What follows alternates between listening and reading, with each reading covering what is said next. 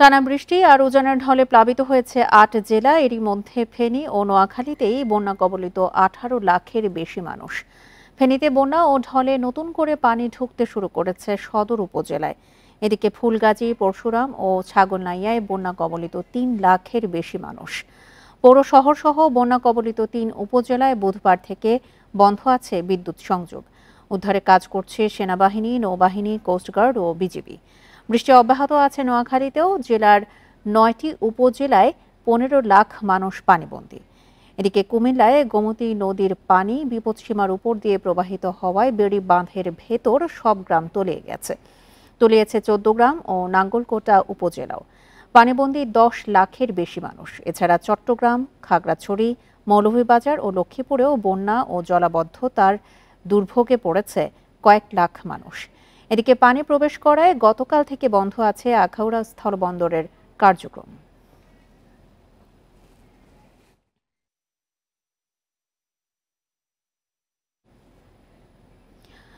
বৃষ্টি ও ঢলে নোয়াখালীর ৯টি উপজেলায় ১৫ লাখ মানুষ পানিবন্দী। এদিকে মুহুরী ও ফেনী নদীর পানি বাড়তে থাকায় বন্যা পরিস্থিতির অবনতির শঙ্কায় স্থানীয়রা। এ নিয়ে আরও জানাতে নোয়াখালী থেকে যোগ দিচ্ছেন সহকর্মী আবু নাসের। আবু নাসের, নদীর পানি তো ধীরে ধীরে বাড়ছে, এছাড়া নোয়াখালীতে প্রায় ১৫ লাখ মানুষ পানিবন্দী। কি অবস্থা এখন দেখতে পাচ্ছেন সবশেষ?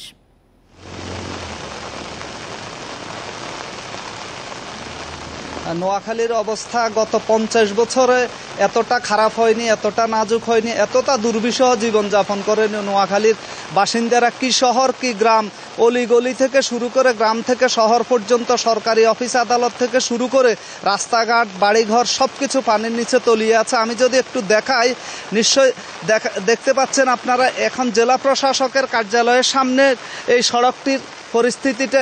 এই সড়কটি জেলা প্রশাসকের কার্যালয়ের সামনে, এখানে পানি আর পানি। এই যে জেলা প্রশাসকের কার্যালয় দেখা যাচ্ছে, এখানে কি পরিমাণ পানি, স্বাভাবিক কাজকর্ম সব ব্যাহত হচ্ছে।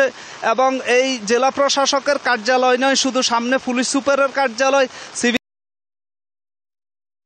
পরিস্থিতিতে এই এলাকার মানুষ গত ৫০ বছরে পড়েছে, তারা বলতে পারছে না। এবং সবচাইতে বড় কথা হচ্ছে যে রান্না করা যাচ্ছে না, কোথাও থাকার জায়গা নেই। অনেকেই বাড়িঘর ছেড়ে বিভিন্ন শিক্ষা প্রতিষ্ঠানে এবং আশ্রয় কেন্দ্রে ঠাঁই নিয়েছেন। তবে আশ্রয় কেন্দ্রগুলোতে এবং যেখানে শিক্ষা প্রতিষ্ঠানে ঠাঁই নিয়েছেন, সেখানে পর্যাপ্ত রান্না করা, খাওয়া পরিবেশন না করলে মানবিক বিপর্যয় দেখা দিতে পারে। ইতোমধ্যে যে গত ১ সপ্তাহের টানা ভারী বর্ষণে এখানে জলাবদ্ধতা ছিল, সেটি গতকাল থেকে বন্যায় রূপ লাভ করেছে বলে জেলা প্রশাসক জানিয়েছেন। প্রত্যেকটি এলাকাতে ফেনীর মুহুরী নদী এবং ছোট ফেনী নদীর পানি প্রবেশ করছে এবং এই ছোট ফেনী নদী এবং মুহুরী নদীর বানের পানি প্রবেশ করে বন্যা পরিস্থিতির এতটাই অবনতি হয়েছে যে এটি নামার কোনো সম্ভাবনা নেই। প্রতি মুহূর্তে, প্রতি ঘন্টায়, প্রতি মিনিটে মনে হচ্ছে যে পানি প্রবেশ করছে। এক চরম দুর্বিষহ মানবিক বিপর্যয়কর পরিস্থিতিতে এই এলাকার মানুষ রয়েছে। সবচাইতে বড় কথা, এখানকার মানুষ বলছেন যে গত ৫০ বছরে তারা বন্যার সাথে পরিচিত নয়। সাধারণত নোয়াখালীতে জলাবদ্ধতার সমস্যা দেখা দেয়, এবারে প্রথম ফেনীর মুহুরী নদী এবং ছোট ফেনী নদী পানি প্রবেশ করায় এখানে। নোয়াখালী থেকে জানাচ্ছিলেন আমাদের সহকর্মী আবু নাসের। চট্টগ্রামের ফটিকছড়ি উপজেলার বিস্তীর্ণ এলাকায় পাহাড়ি ঢলে বন্যা পরিস্থিতি তৈরি হয়েছে। চট্টগ্রাম থেকে আরো জানাতে আমাদের সঙ্গে এই মুহূর্তে যোগ দিচ্ছেন সহকর্মী অনুপম শীল। অনুপম, চট্টগ্রামে এই মুহূর্তে আপনি আবহাওয়া পরিস্থিতি কেমন দেখছেন? বন্দর কার্যক্রম স্বাভাবিক আছে কিনা, আর পাহাড় ধসের কোনো শঙ্কার কথা জানা গেছে কিনা?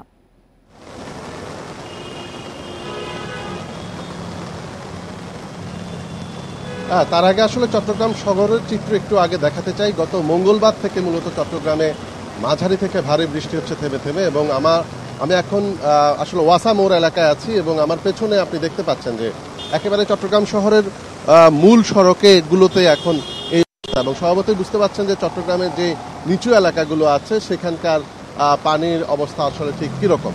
ঠিক একই রকম ভাবে গতকাল রাত থেকে অব্যাহত বৃষ্টি হচ্ছে। সকালেও আমরা দেখেছি যে সকাল থেকে কোনো না থেমেই এই বৃষ্টি হচ্ছে। ফলে আসলে চট্টগ্রামের যে সমস্ত নিচু এলাকা আছে সেই নিচু এলাকাগুলোতে এই ধরনের জলাবদ্ধতা পরিস্থিতি তৈরি হয়েছে। তবে এই মুহূর্তে আসলে কর্ণফুলী নদীতে জোয়ার শুরু হচ্ছে এবং যদি এই বৃষ্টি চলমান থাকে তাহলে কিন্তু জোয়ারে আরও বেশি এলাকা এইভাবে জলাবদ্ধতায় পড়বে বলে জানিয়েছে সংশ্লিষ্টরা। এর বাইরে চট্টগ্রাম নগরের বাইরেও কিন্তু 3টি উপজেলা, বিশেষ করে ফটিকছড়ি, রাউজান এবং হাটাজারি, এই 3টি উপজেলায় বিস্তীর্ণ এলাকা পানিবন্দী অবস্থায় আছে। পাহাড়ি ঢলে বন্যা পরিস্থিতি সেখানে তৈরি হয়েছে এবং ইতিমধ্যে প্রায় 2 লাখ মানুষ, আমরা জেলা প্রশাসনের কাছ থেকে যেমনটা তথ্য পেয়েছি তাতে 2 লাখ মানুষ এই বন্যার কারণে সরাসরি এখন পানির নিচে তলানো অবস্থায় আছে। এবং এই সমস্ত এলাকায় বিশেষ করে ফটিকছড়ি উপজেলায় ইতিমধ্যে 4টি আশ্রয় কেন্দ্র খোলা হয়েছে এবং ফটিকছড়িতেই আসলে সবচেয়ে বেশি বন্যার পানি এখন প্রায় প্রত্যেকটি ইউনিয়নই ফটিকছড়িতে পানিবন্দী অবস্থায় আছে। এবং এছাড়া হাটাজারি এবং রাউজানেও কিছু কিছু এলাকা, বিশেষ করে হাটাজারির 8টি ইউনিয়ন এবং রাউজানে অন্তত 6টি ইউনিয়ন এখন পানিবন্দী অবস্থায় আছে। এবং এই প্রেক্ষাপটে প্রশাসনের পক্ষ থেকে বিশেষ করে যে উদ্ধার অভিযান পরিচালনা করা এবং শুকনো খাবার বিতরণ একটি বড় ধরনের এখন প্রয়োজন হিসেবে দেখা দিয়েছে। এবং আরেকটি বিষয়, চট্টগ্রাম জেলা সিভিল সার্জন অফিস থেকে ইতিমধ্যে জানানো হয়েছে যে তারা শহরে এবং চট্টগ্রাম শহরের বাইরে যে বন্যা পরিস্থিতি তাতে 290টি মেডিকেল টিম তারা গঠন করে সেবা দেওয়ার চেষ্টা করছেন। যদিও তারা বলছেন যে ইতিমধ্যে তারা একেবারে খুব পর্যাপ্ত পরিমাণে পানি বিশুদ্ধকরণ ট্যাবলেট, খাবার, স্যালাইন সহ প্রয়োজনীয় যে জীবন রক্ষাকারী ঔষধ সেগুলোর মজুদ এখন তারা করেছেন। তবে উপজেলাগুলোতে আমরা এই যে বন্যার ফলে যে ত্রাণ ব্যবস্থাপনা সেটি নিয়ে খুব বেশি অগ্রগতি আমরা খবর পাইনি। আর যেহেতু গত মঙ্গলবার থেকে বৃষ্টি হচ্ছে, গত পরশুদিন থেকেই চট্টগ্রামের আবহাওয়া অফিস তারা পাহাড় ধসের আশঙ্কা এবং পাহাড় ধসের সতর্কতা জারি করেছে। যদিও গত কয়েকদিন ধরে আমরা পাহাড়ের পাদদেশ থেকে কাউকে সরিয়ে নেওয়ার কোনো উদ্যোগ আমাদের চোখে পড়েনি। চট্টগ্রাম থেকে বন্যা পরিস্থিতির সবশেষ তথ্য নিয়ে জানাচ্ছিলেন আমাদের সহকর্মী অনুপম শীল। কুমিল্লায় গোমতী নদীর পানি বিপদসীমার উপর দিয়ে প্রবাহিত হওয়ায় বেড়িবাঁধের ভেতর সব গ্রাম তলিয়ে গেছে। প্লাবিত হয়েছে 14 গ্রাম ও নাঙ্গলকোটা উপজেলাও। বন্যার দুর্ভোগে 10 লাখের বেশি মানুষ। এ নিয়ে আরো জানাতে কুমিল্লা থেকে এই মুহূর্তে যোগ দিচ্ছেন সহকর্মী তানভীর খন্দকার। তানভীর, এই মুহূর্তে কুমিল্লায় আবহাওয়া পরিস্থিতি কেমন দেখছেন? বন্যার সবশেষ দুর্ভোগ নিয়ে জানাবেন। গতকাল থেকেই কিন্তু গোমতী নদীর যে পানি সেটি কিন্তু বিপদসীমার উপর দিয়ে প্রবাহিত হচ্ছে। আজ সকালের সর্বশেষ পাওয়া যে তথ্য, বিপদসীমার 69 সেন্টিমিটার উপর দিয়ে পানি প্রবাহিত হচ্ছে, যে কারণে কিন্তু গোমতীর বেড়িবাঁধের মধ্যে যে গ্রামগুলো আছে সেগুলো সম্পূর্ণ ডুবে গেছে।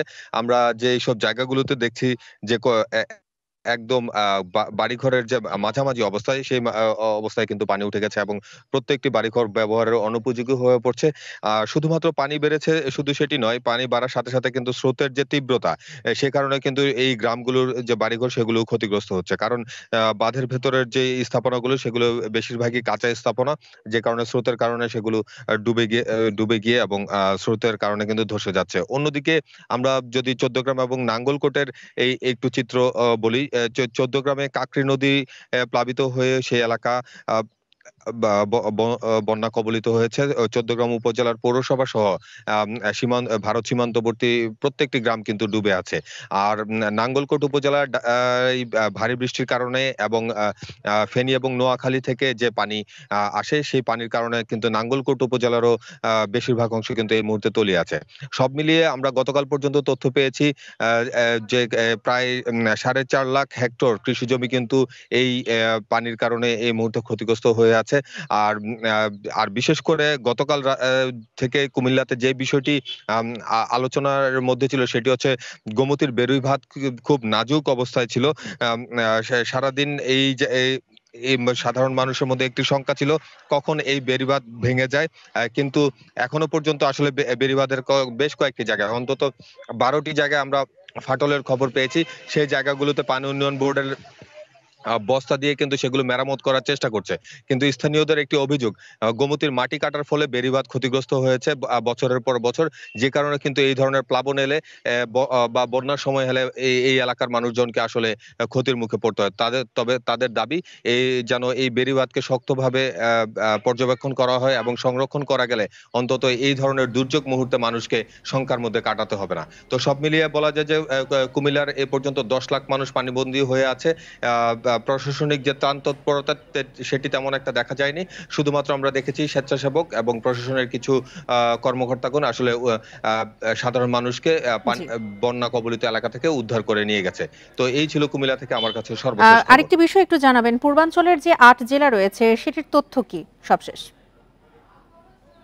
পূর্বাঞ্চলের ৮ জেলার মধ্যে আমরা যতটুকু জানি যে কুমিল্লা, ফেনী এবং নোয়াখালীর যে চিত্র সেটি বলা যেতে পারে। কুমিল্লা যেহেতু ভারত সীমান্তবর্তী এলাকা, সে কারণে কিন্তু ভারত থেকে আসা যেসব নদী আছে যেমন গোমতী, কাকরি, সেসব নদীর যে প্রবাহ, সেই প্রবাহে কিন্তু প্রচন্ড বেড়েছে, পানির উচ্চতা বেড়েছে, স্রোত বেড়েছে। যেগুলোর কারণে কিন্তু এই গোমতী নদী তীরবর্তী যেসব এলাকা সেগুলো প্লাবিত হয়েছে এবং তার আশেপাশের যেসব কৃষি জমি সেগুলো কিন্তু বিস্তীর্ণ কৃষি জমি কিন্তু বিনষ্ট হচ্ছে। আর আমরা যে ভারতীয় ঢলের কথা বলছি, সেই ঢলের কারণে কিন্তু শুধুমাত্র যে নদী তীরবর্তী এলাকা প্লাবিত হচ্ছে সেটিও কিন্তু না, সীমান্তবর্তী যেসব গ্রাম আছে সেখানেও কিন্তু পানি এসে আসলে জমা হয়ে জলাবদ্ধতা তৈরি হয়েছে। তো নোয়াখালী এবং ফেনীর চিত্র যেটি, সেটিও ফেনীর যে এলাকাগুলো ভারত সীমান্তবর্তী সেই এলাকাও কিন্তু পাহাড়ি ঢলের কারণে প্লাবিত হয়েছে বলে আমরা জেনেছি। সেই এলাকার মানুষও দুর্গত জীবনযাপন করছেন এবং নোয়াখালীর চিত্র প্রায় অনেকটা সেরকম বলে আমরা জানতে পেরেছি। কুমিল্লা থেকে বন্যা পরিস্থিতির সবশেষ তথ্য নিয়ে জানাচ্ছিলেন আমাদের সহকর্মী তানভীর খন্দকার। রাত থেকেই রাজধানী সহ দেশের বিভিন্ন এলাকায় বৃষ্টি হচ্ছে, এতে বিপাকে পড়েছেন অফিস ও স্কুলগামীরা। আবহাওয়া পরিস্থিতি নিয়ে আরো জানাতে আগারগাঁওয়ের আবহাওয়া অধিদপ্তর থেকে যোগ দিচ্ছেন সহকর্মী নাজমুল সাইদ। নাজমুল, আজকে সবশেষ আবহাওয়া আপডেট কি জানতে পেরেছেন কিনা? এই বন্যা আসলে কতদিন দীর্ঘস্থায়ী হতে পারে, সবশেষ কি তথ্য জানা গেছে আবহাওয়া অধিদপ্তরের কাছ থেকে?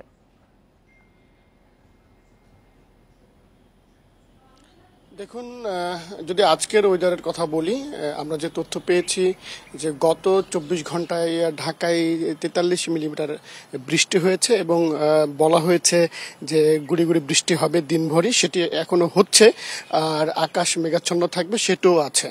আমরা ঢাকার বাইরে যদি আমরা জানতে চেয়েছিলাম গত আগামী ২৪ ঘন্টায় যে পূর্বাভাস তারা দিয়েছে, যেটি আমাদেরকে বলেছেন, এবং গত ২৪ ঘন্টার একটি আমরা তথ্য পেয়েছি যে সবচেয়ে বেশি বৃষ্টিপাত হয়েছে চট্টগ্রাম বিভাগ, আর চট্টগ্রাম বিভাগের মধ্যে ফেনীতে সবচেয়ে বেশি বৃষ্টিপাত হয়েছে ৩১২ মিলিমিটার বৃষ্টিপাত। আরেকটি বিষয় আমরা জানতে চেয়েছিলাম যে ফেনী ছাড়া আর কোন কোন জেলায় বেশি বৃষ্টিপাত হয়েছে। এর মধ্যে কুমিল্লার মাঝদিকোটে বৃষ্টিপাত হয়েছে ১৪৪ মিলিমিটার এবং কুমিল্লা সদরে ৮১ মিলিমিটার এবং চাঁদপুরে ৮২ মিলিমিটার বৃষ্টি হয়েছে। আর এই বৃষ্টির ফলেই আসলে আপনারা জানেন যে ফেনী সহ কুমিল্লা বিভিন্ন যে পার্শ্ববর্তী জেলা রয়েছে বা উপজেলা রয়েছে সেগুলোতে বন্যা দেখা দিয়েছে এবং এই বন্যার ফলে মানুষের দুর্ভোগ বেড়েছে। তবে ঢাকার যে আবহাওয়া পরিস্থিতি সেটি এখনো মোটামুটি অনুকূলে আছে, এমনটি আমাদেরকে জানানো হয়েছে। এখানে বৃষ্টিপাতের পরিমাণ কম আছে। বৃষ্টিপাতের পরিমাণ যেটি জানানো হয়েছে গত ২৪ ঘন্টায় ৪৩ মিলিমিটার বৃষ্টি হবে এমন তথ্য দিয়েছে, সেটি মূলত। আর বন্যার যে বিষয়টি জানতে আমরা চেয়েছিলাম, আসলে ওয়েদার অফিস আসলে বন্যার কোনো পূর্বাভাস বা কোনো তথ্য দিয়ে থাকে না। আমরা যে বৃষ্টিপাতের যে পরিমাণ আমরা সেই তথ্যটি আসলে তাদের কাছে পেয়েছি এবং আমরা এরপরেও কিছুক্ষণ পরে তাদের সাথে কথা বললে হয়তো জানতে পারবো যে পরবর্তী পরিস্থিতির তথ্য তারা কি দিতে পারেন। তো এই ছিল সর্বশেষ পরিস্থিতি আবহাওয়া অফিস থেকে। আবহাওয়া পরিস্থিতি নিয়ে সবশেষ তথ্য জানাচ্ছিলেন সহকর্মী নাজমুল সাইদ। খাগড়াছড়িতে নতুন করে প্লাবিত হয়েছে সদর উপজেলা। দীঘিনালার ৩০টি গ্রাম তলিয়ে ভোগান্তিতে অর্ধলক্ষাধিক মানুষ। আকস্মিক এই বন্যায় সাজেকে আটকা পড়েছে ২ শতাধিক পর্যটক। পরিস্থিতির সবশেষ জানাচ্ছেন সহকর্মী সমীর মল্লিক। দেখুন, টানা বর্ষণ এবং পাহাড়ি ঢলের কারণে খাগড়াছড়ির জেলা সদর এবং খাগড়াছড়ির দীঘিনালা উপজেলা দুটি এলাকা কিন্তু এখন প্লাবিত হয়েছে। গত মঙ্গলবারের বন্যার পরে খাগড়াছড়িতে গত বুধবার কিন্তু বৃষ্টি সেভাবে বন্যা ছিল না, কিন্তু বৃহস্পতিবার সকাল থেকে নতুন করে খাগড়াছড়ির যে সমস্ত নিম্নাঞ্চলগুলো রয়েছে, বিশেষ করে খাগড়াছড়ি বাস স্টেশন এলাকা, ঘঞ্চপাড়া, মেহেদিবাগ, একই সাথে এখানে মুসলিম পাড়া, এই সমস্ত এলাকাগুলোতে নতুন করে বোট থেকে কিন্তু পানি ঢুকতে শুরু করেছে, যে কারণে মানুষ আবার নতুন করে প্লাবিত হচ্ছে এবং অবর্ণনীয় দুর্ভোগে পড়েছে। অনেকগুলো জায়গায় কিন্তু এখন বিদ্যুৎ সরবরাহ বন্ধ করা হয়েছে, যে কারণে মানুষ আরো বেশি দুর্ভোগ হয়েছে। একই সাথে খাগড়াছড়ির দীঘিনালা উপজেলার মেরুং এবং কবাখালী ইউনিয়ন সেটিও কিন্তু বন্যার কবলে পড়েছে। এবং বিশেষ করে গতকাল পানি কমলেও আজকে সকাল থেকে এই সমস্ত এলাকাগুলোতে পানি বাড়তে শুরু করেছে, যে কারণে মানুষ আবার নতুন করে ডুবতে শুরু করেছে বন্যার পানিতে। এবং আমরা দেখেছি মেরুংয়ের অন্তত 25 থেকে 30টি গ্রাম ইতিমধ্যে প্লাবিত হয়েছে। সমস্ত কৃষি জমি ভেসে গেছে এবং পুকুরের মাছ ভেসে গেছে, এবং সেখানে সড়ক যোগাযোগ অনেকগুলো জায়গায় কিন্তু সড়ক যোগাযোগ বিচ্ছিন্ন হয়ে গেছে। একই সাথে কবাখালী ইউনিয়নের কিন্তু 5 থেকে 10টি গ্রাম ইতিমধ্যে বন্যার প্লাবিত হয়েছে। এবং একই সাথে খাগড়াছড়ির সাজেক সড়কের এলাকাধিক এলাকায় সড়ক ডুবে থাকার কারণে সেখানে কিন্তু যান চলাচল বন্ধ রয়েছে, যে কারণে পর্যটকরা সাজেকে যারা আটকা পড়েছিল তাদের কিন্তু আজকেও ফেরার সুযোগ নেই। অর্থাৎ তারা সেখানে দুদিন ধরে এক ধরনের পানিবন্দী অবস্থা রয়েছে এবং তারা খাগড়াছড়ি ফিরতে পারছে না। একই সাথে আমরা দেখেছি খাগড়াছড়ি মহালছড়িতে, সেখানে কিন্তু মহালছড়িতে সদর থেকে মুবাচড়ি যাওয়ার যে সড়কটি সেটা কিন্তু বন্যার পানির তোরে ভেসে গেছে, যে কারণে সেখানে ইউনিয়নের সাথে মহালছড়ির সড়ক যোগাযোগ বন্ধ হয়েছে। এবং আমরা দেখেছি এখন যে বন্যা পরিস্থিতি রয়েছে, আসলে পাহাড়ের পাদদেশে যারা বসবাস করছে সেখানে পাহাড় ধসের একটা ঝুঁকিও তৈরি হয়েছে। ভারী বৃষ্টি ও ভারত থেকে আসা ঝড়ে ব্রাহ্মণবাড়িয়ার আখাউড়ায় পানিবন্দী হয়ে পড়েছে 5 শতাধিক পরিবার। তীব্র পানির তোড়ে একটি অস্থায়ী সেতু ভেঙে আখাউড়া আগরতলা সড়কে যান চলাচল বন্ধ হয়ে গেছে। প্লাবিত হয়েছে স্থলবন্দর, ফসলি জমি ডুবেছে, ভেসে গেছে পুকুরের মাছ।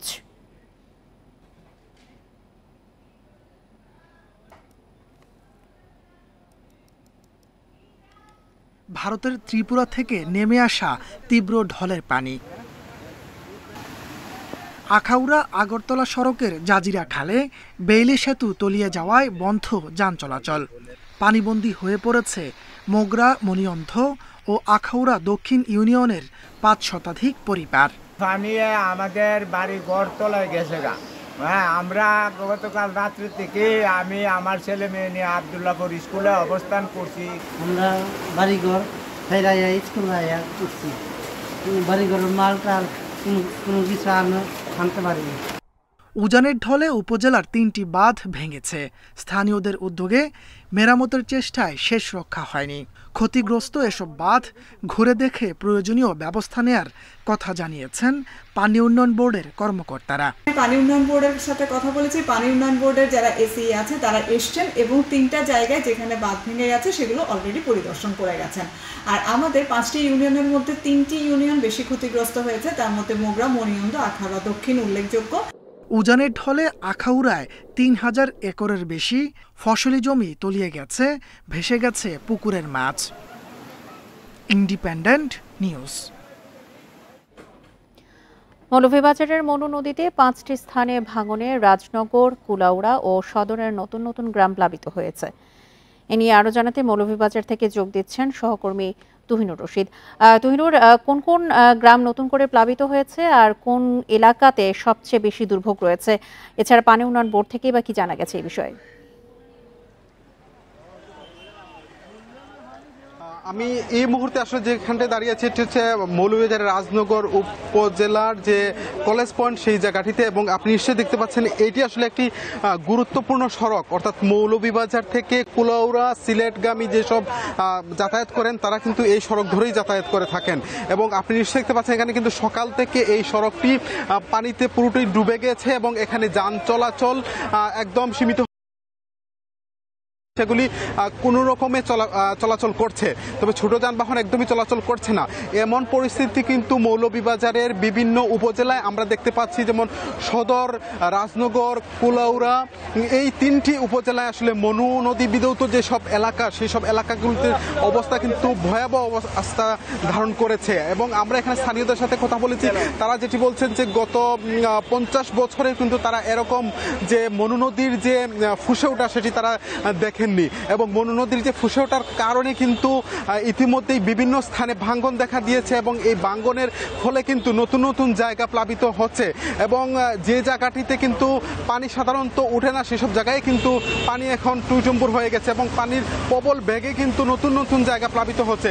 এখন পর্যন্ত কিন্তু মৌলভীবাজারের রাজনগর উপজেলার বিভিন্ন গ্রাম নতুন করে প্লাবিত হচ্ছে, অন্যদিকে সদরেরও বিভিন্ন জায়গায় কিন্তু প্লাবিত হয়েছে।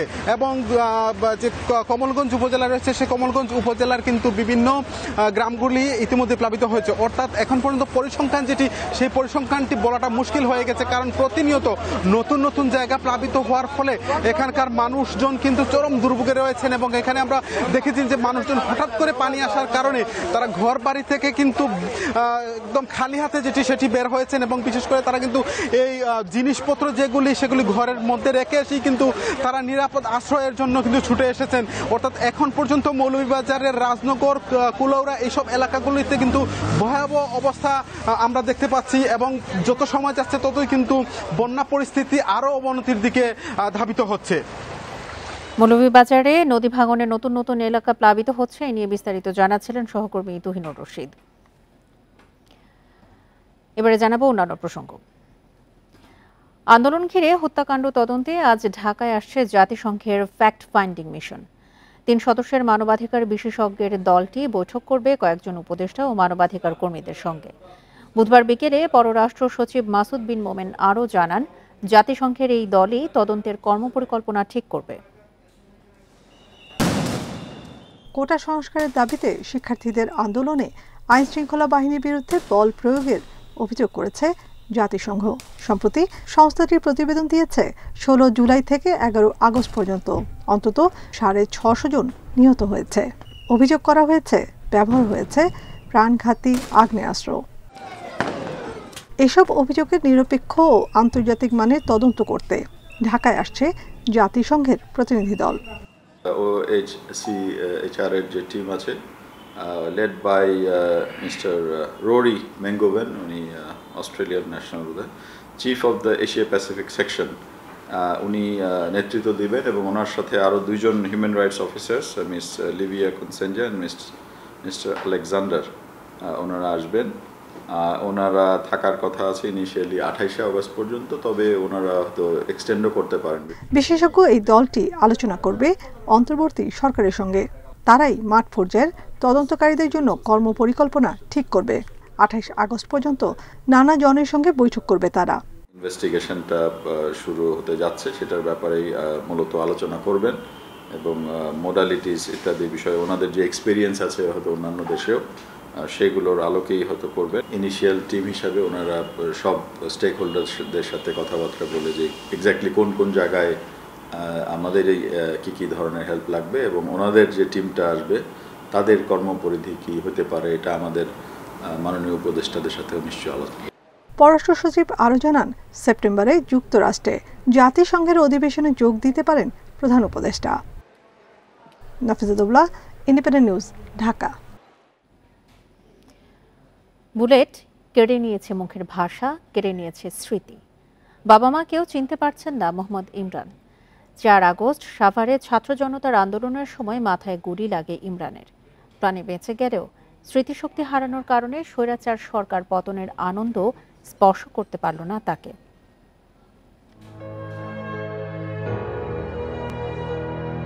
কি এক উদাস শূন্য দৃষ্টি, যেন অচেনা এক পৃথিবী।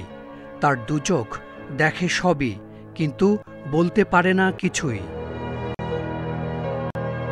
অচেনা হয়েছে বাবা মা, স্বজন পরিবার, হারিয়ে গেছে আবেগ অনুভূতি, থেমে গেছে কণ্ঠ। যে সন্তানের মুখে বাবা ডাক শুনে বাবা বিল্লাল হোসেনের পৃথিবীটা আনন্দে ভরে যেত, সেই সন্তানও ডাকছে না বাবা বলে।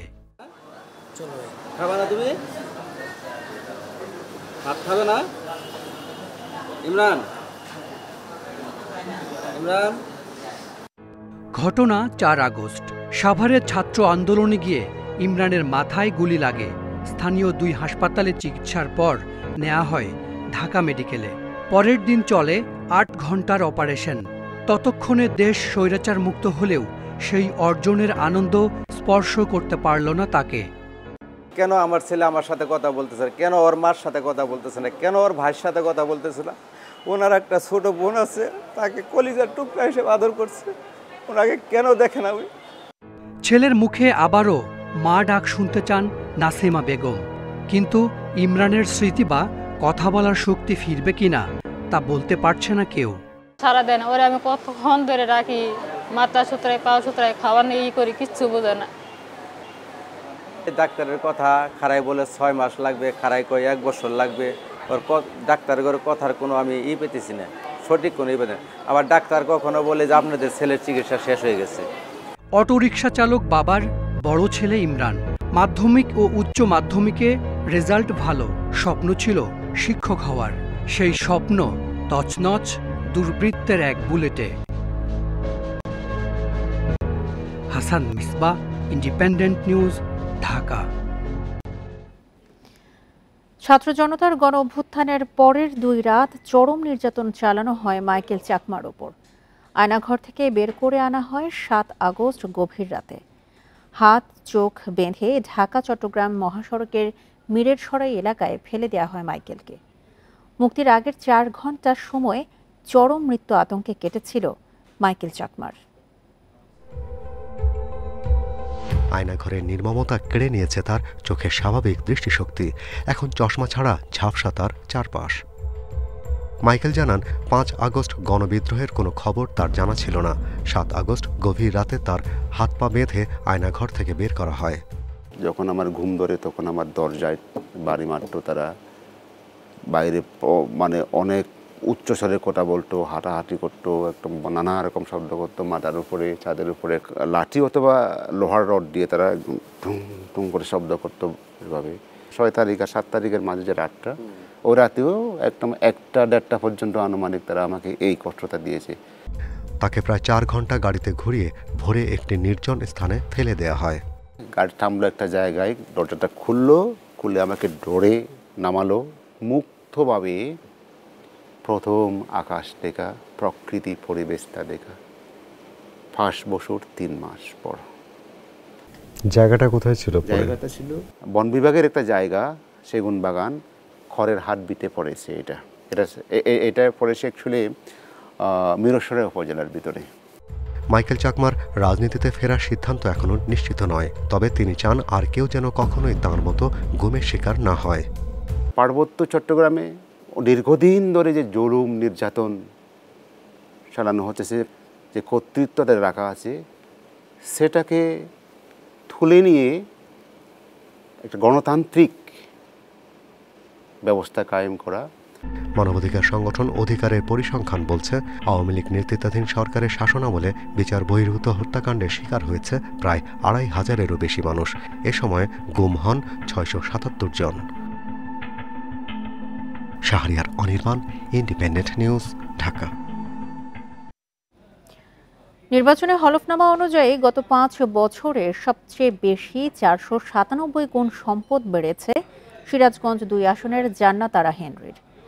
এছাড়াও রাজনৈতিক প্রশ্রয়ে 0 থেকে কোটি কোটি টাকার মালিক হয়েছেন অনেক সংসদ সদস্য। অস্বাভাবিক হারে সম্পদ বৃদ্ধি পাওয়া শীর্ষ 5 সংসদ সদস্যকে নিয়ে অনুসন্ধান শুরু করেছে দুর্নীতি দমন কমিশন। হাই স্কুলের শিক্ষক হিসেবে কর্মজীবন শুরু করা জান্নাত আরা হেনরি 2008 সালে 9ম জাতীয় সংসদ নির্বাচনে সিরাজগঞ্জ 2 আসন থেকে হেরে যান। নির্বাচনী হলফনামায় তার সম্পদের পরিমাণ ছিল 13,27,000 টাকা। 2009 সালে সোনালী ব্যাংকের পরিচালক নির্বাচিত হন তিনি। 2024 সালে নির্বাচনী হলফনামায় তিনি সম্পদ দেখান 64 কোটি টাকা। 10ম জাতীয় সংসদ নির্বাচনের হলফনামায় ময়মনসিংহ 9 আসনের আনোয়ারুল আবেদিন তুহিন বার্ষিক আয় দেখান 2,30,000 টাকা। 10 বছরে 311 গুণ বেড়ে তার বার্ষিক আয় এখন 1,20,00,000 টাকা। চট্টগ্রাম 15 আসনের নৌকা প্রার্থীর আবু রেজা মোহাম্মদ নেজামুদ্দিন নদভীর 2018 সালের নির্বাচনী হলফনামা অনুযায়ী তার বার্ষিক আয় বেড়েছে 250 গুণ।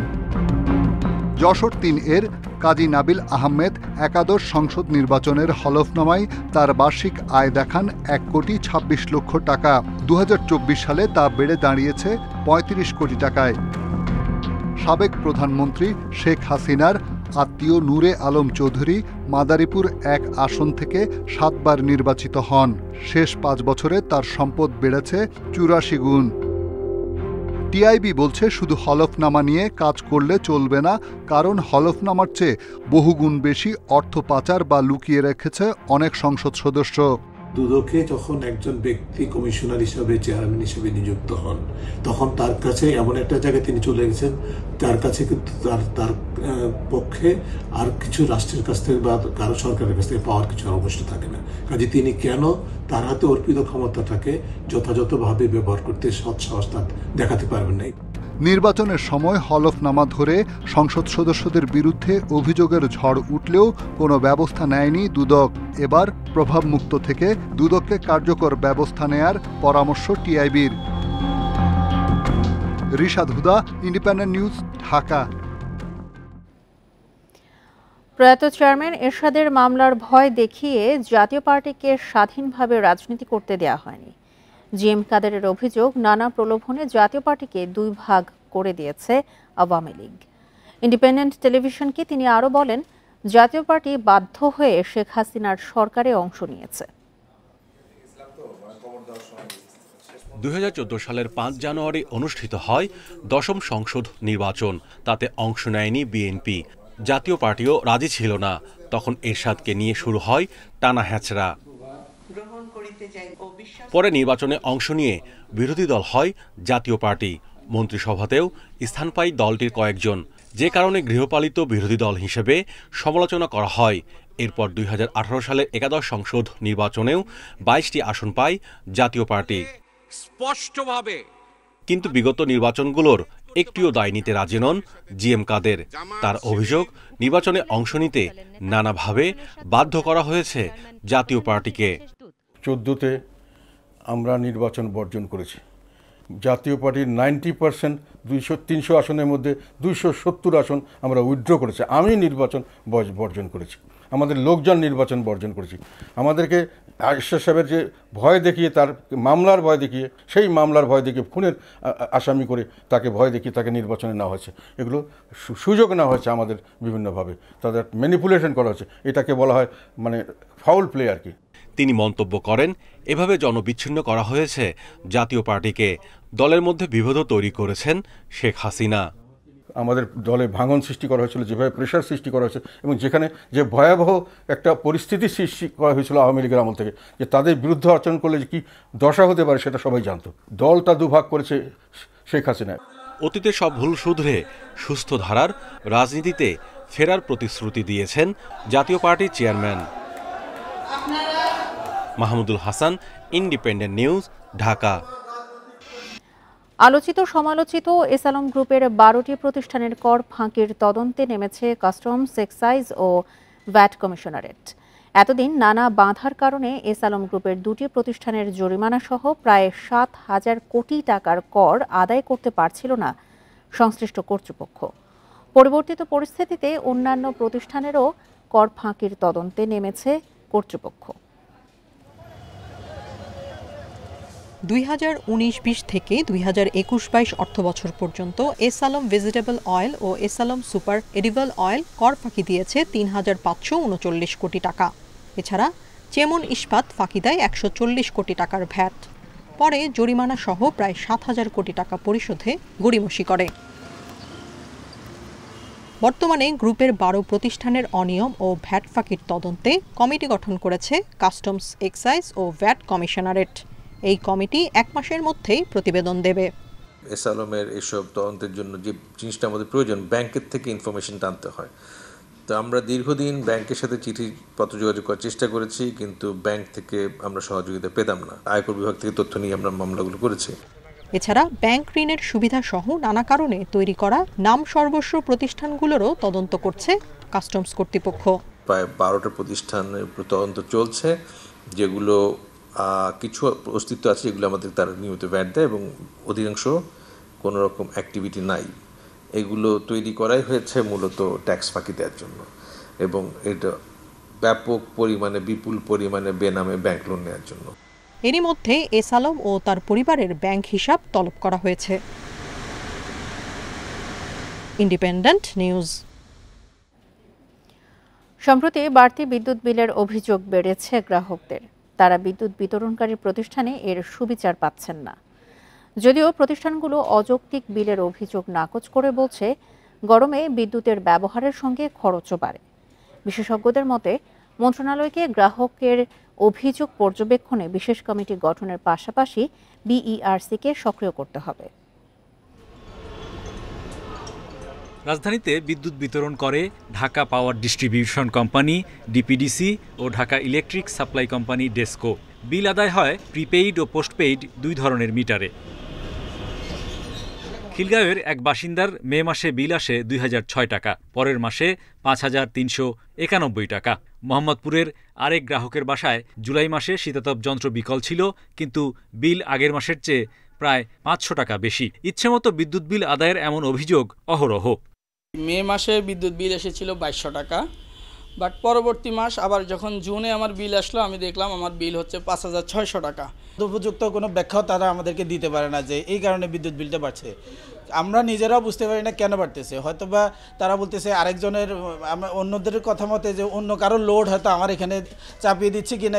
গ্রাহক অভিযোগের বিপরীতে বিতরণকারী প্রতিষ্ঠানগুলো বলছে আবাসিক বিদ্যুতে ৬টি স্ল্যাবে বিল আদায় হয়। মার্চ থেকে সেপ্টেম্বর ৭ মাস গরমে বাড়ে বিদ্যুতের ব্যবহার। গ্রাহকের এই যে ব্যবহার বৃদ্ধি পাইছে। আরেকটা হলো যে আমাদের যে স্ল্যাবে, এই যে উপরের দিকে স্ল্যাবে যত যাচ্ছে ততই এটা ইউনিটেরটা বাইরে যাচ্ছে। কেউ কি ধরতে পারি যে সে ভুল রিডিং দিয়েছে, তাহলে কিন্তু সে তাৎক্ষণিক পানিশমেন্টের আওতায় আসে। এরপরেও আমাদের যে সফটওয়্যার আছে, বিলিং সফটওয়্যার, এটা যদি অতিরিক্ত রিডিং হয়, ১.৫ গুণ বিল হয়ে গেল, তাহলে কিন্তু বিলটা প্রিন্ট হবে না। বিশেষজ্ঞরা বলছেন বিতরণকারী কোম্পানিগুলোর জবাবদিহি নেই, এতেই বেড়েছে গ্রাহক ভোগান্তি।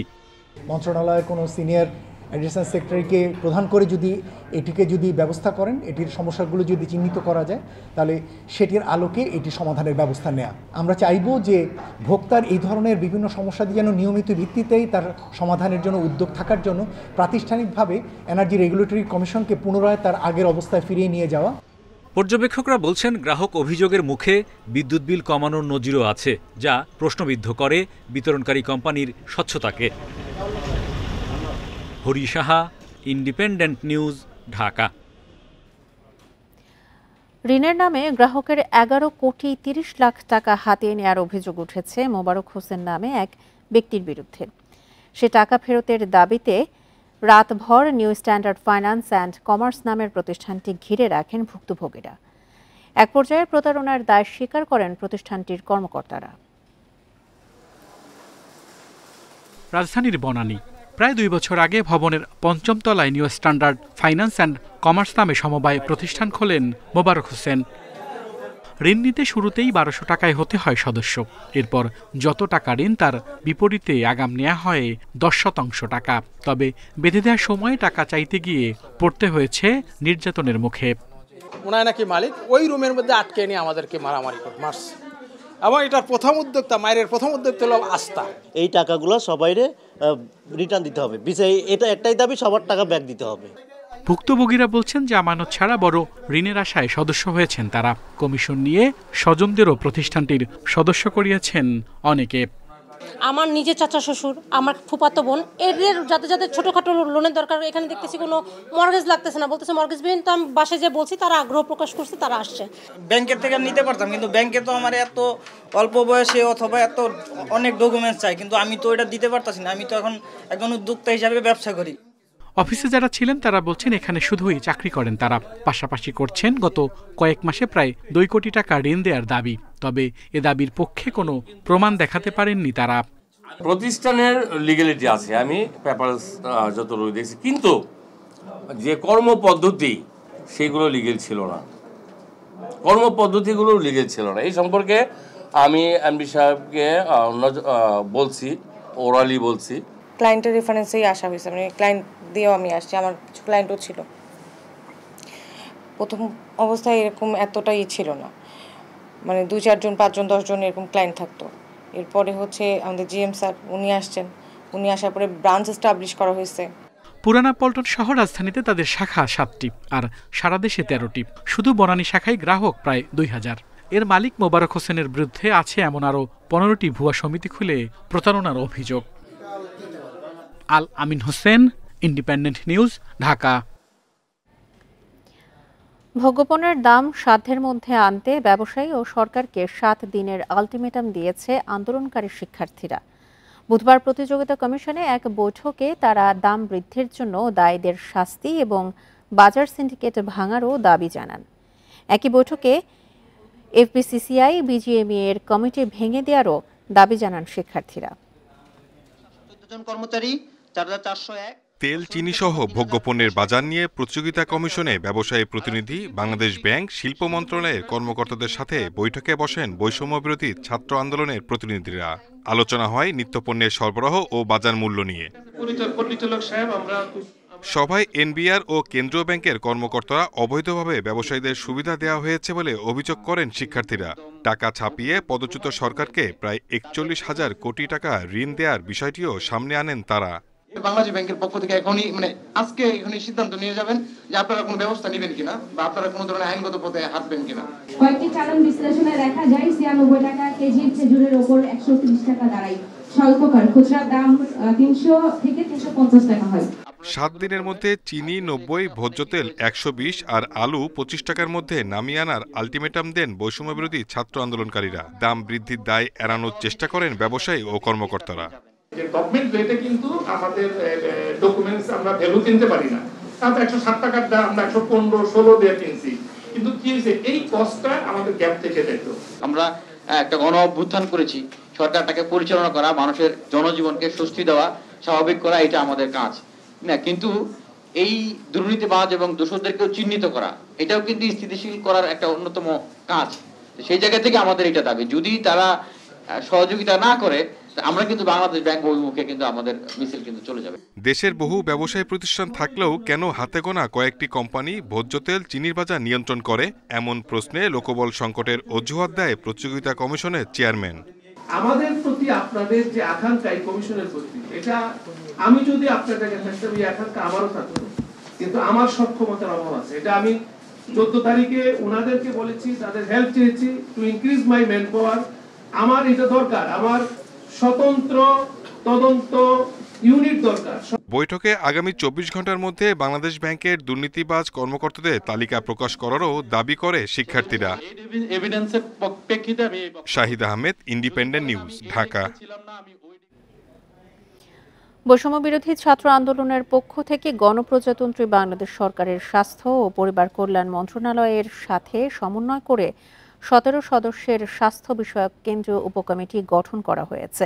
বুধবার এক প্রেস বিজ্ঞপ্তিতে এই তথ্য জানায় বৈষম্যবিরোধী ছাত্র আন্দোলন। প্রেস বিজ্ঞপ্তিতে আরও জানানো হয়, কেন্দ্রীয় এই উপকমিটির সব সদস্যকে স্বাস্থ্য ও পরিবার কল্যাণ মন্ত্রণালয়ের পক্ষ থেকে সত্যায়িত আইডি কার্ড দেয়া হয়েছে। নাহিদা বুশরা ইতিকে আহ্বায়ক ও তারেকুল ইসলামকে সদস্য সচিব করে ১৭ সদস্যের এই কমিটি বেশ কিছু জরুরি নির্দেশ পালন করবে। ছাত্রদের পক্ষ থেকে সরকারের সঙ্গে এই কমিটি সমন্বয় করবে বলে জানানো হয় বিজ্ঞপ্তিতে। আন্দোলনে আহত ও নিহতদের তথ্য সংগ্রহ ছাড়াও জরুরি প্রয়োজনে কমিটির সঙ্গে যোগাযোগের আহ্বান জানানো হয় প্রেস বিজ্ঞপ্তিতে।